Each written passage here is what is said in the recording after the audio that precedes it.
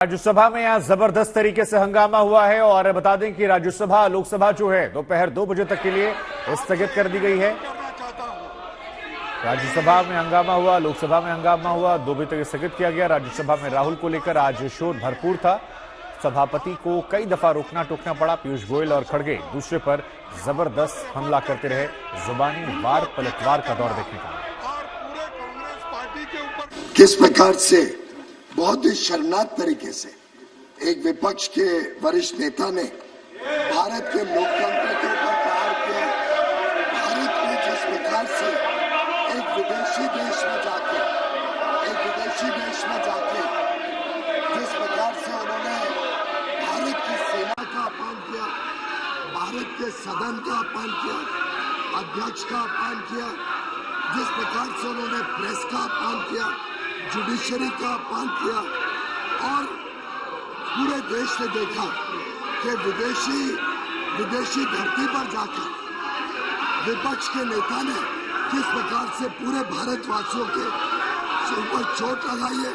मैं समझता हूँ पूरे देश और हर भारतवासी का उन्होंने माफी मांगनी चाहिए।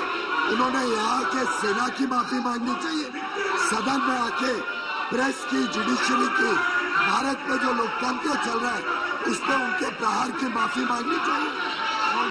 कि 258th सेशन में और 259th के पार्ट ऑफ द सेशन में सभापति की हैसियत से 267 नियम के तहत दिए गए प्रतिवेदन को मना करने के अलावा मैंने कभी किसी माननीय सदस्य को नियमानुसार बोलने पर नहीं रोका। मेरे लिए एक पीड़ा का विषय है, क्योंकि मैं भी माननीय एलओपी को सुनूंगा, सदन के नेता बोल चुके हैं। एक पीड़ा का विषय है कि आप सबकी सहमति से बिजनेस एडवाइजरी कमेटी में महत्वपूर्ण मुद्दे पर 12 घंटे का समय लोकेट किया गया था और जब पूर्व वित्त मंत्री वरिष्ठ नेता पी चिदम्बरम बोल रहे थे तो उन्होंने सदन में कहा कि मैं अपने वक्तव्य में इस विषय पर किसी भी विषय को रेज कर सकता हूं और यही सदन की परंपरा भी रही है। मेरे लिए चिंता का विषय है, आप लोगों के लिए चिंतन का विषय है कि हम 12 घंटे तक चर्चा नहीं कर पाए।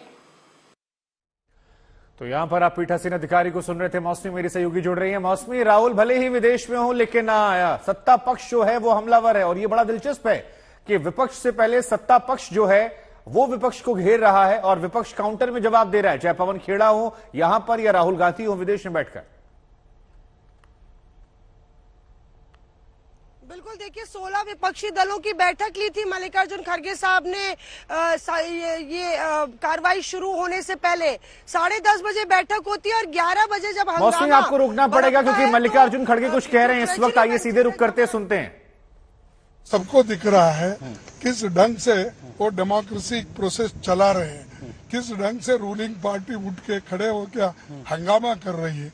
अगर उनको रूल्स के मुताबिक करना है लोकसभा में करना चाहिए था। सर, जिस तरह राहुल गांधी से माफी की मांग करी उसको अरे चलो मेरे पास नहीं आता। गांधी के माफी वाले बयान पर माइक हटाकर यहां से वो चले गए। मौसमी, ये जो सारी चीजें निकल कर आ रही, चर्चा केंद्र में है, जवाब दिया लेकिन राहुल के माफी वाले बयान जब पूछा तो माइक हटा दिया, कहा चलिए आगे बढ़िए और वहां से वो निकल गए। संसद में भी बीजेपी यही कोशिश कर रही है, पीठासीन अधिकारी को भी हमने सुना। तो ये सत्ता पक्ष का अटैक करना और विपक्ष का डिफेंस करना, वो भी तब जब इतनी बड़ी बैठक हुई, थोड़ा सा समझ से परे है। किसकी स्ट्रेटेजी अच्छी लग रही है?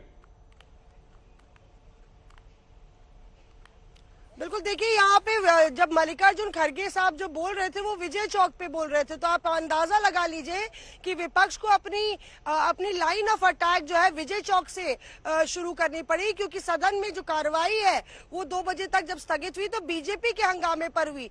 बीजेपी के सांसद स्थगन प्रस्ताव देते हैं और बीजेपी के जो सरकार के दिग्गज नेता है वो सीधा प्रहार करते हैं। तो जो लाइन ऑफ अटैक बीजेपी की है वो बिल्कुल क्लियर है कि संसद में भी सड़क से लेके संसद में भी राहुल गांधी के बयान पर बीजेपी लगातार प्रहार करेगी। और मैं ये बता रही थी कि 10:30 बजे 16 विपक्षी दल मिलते हैं कि अडानी पर हम हमला करेंगे बीजेपी सरकार पर, लेकिन 11 बजे एडजर्नमेंट बीजेपी नेताओं के बयानों पर होता है और हंगामे पर होता है, क्योंकि अटैक राहुल गांधी पर काउंटर हो जाता है। तो अपने आप में आप अंदाजा लगा लीजिए कि बजट सत्र का दूसरा चरण कितना हंगामेदार होने वाला है। और राहुल गांधी भी अब वापस आएंगे, संसद में नजर आएंगे। यहाँ देशद्रोह के मुकदमे से लेकर राहुल गांधी माफी मांगे की मांग कर चुके हैं बीजेपी के नेता। तो ये आर पार की लड़ाई अब चलती रहेगी। दिलचस्प है, आप बनी रही हमारे साथ।